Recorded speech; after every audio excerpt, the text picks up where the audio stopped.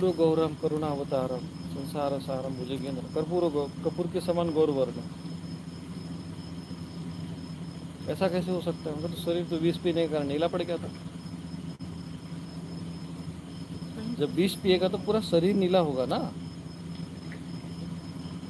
कंठ ही उनका कैसे नीला रह गया? मतलब भगवान, अच्छा जैसे मान लो कि तुम्हारा शरीर नीला है तो तुम्हारा कंठ नीला नहीं माना जाएगा? माना जाएगा क्या?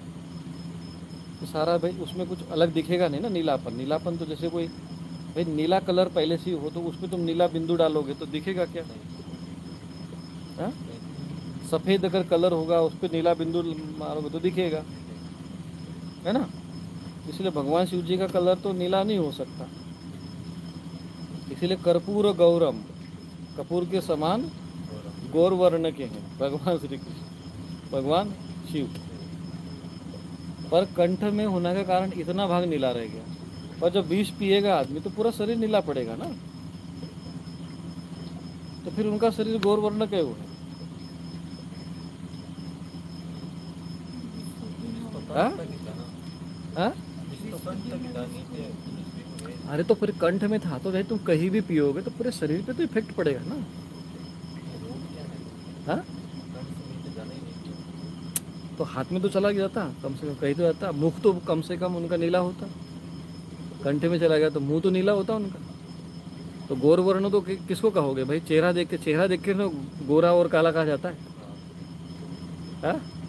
उनका कम से कम मुख तो उनका नीला होना चाहिए था, नहीं हुआ। क्यों हुआ?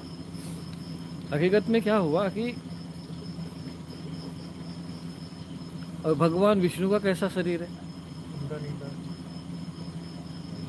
है ना? मेघ वर्णम, है ना? शांताकारम भुजगशयनम पद्मनाभम सुरेशम, मेघ वर्णम है ना उनका, श्याम वर्ण। उनका नीला क्यों पड़ गया?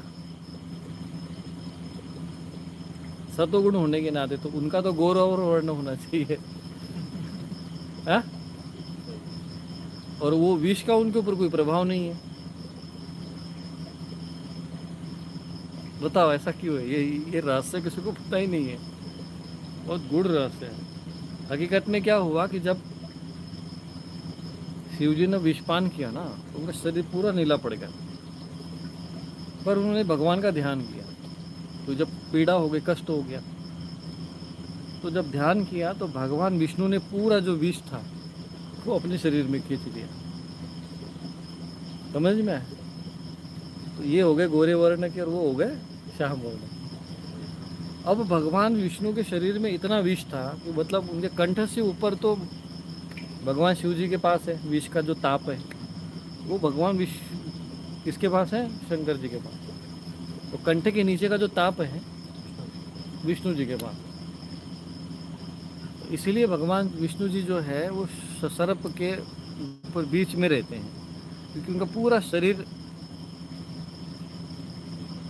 वो विष से प्रभावित है। ठंडक के लिए सांप का जो पीछे का जो भाग होता है ना वो ठंडा रहता है, इसीलिए वो पूरे शरीर को लिटाते हैं उस सांप के बीच में। और भगवान शंकर जी का केवल गला ही है तो गले में लपेट देते हैं सांप को ठंडा रखने के लिए, विष को शांत रखने के लिए सर्प को लपटा देते हैं गले में, उनके पूरे शरीर में। और इनके जो मुंडी, जो भगवान विष्णु की जो सिर में तो विष है नहीं, इसलिए वो ऐसा हाथ रख के सिर को ऊपर रखते हैं, ठीक है? और सिर के नीचे का जो भाग है, कंठ के नीचे का जितना भाग है वो सांप के साथ अंदर है। यह है रहस्य।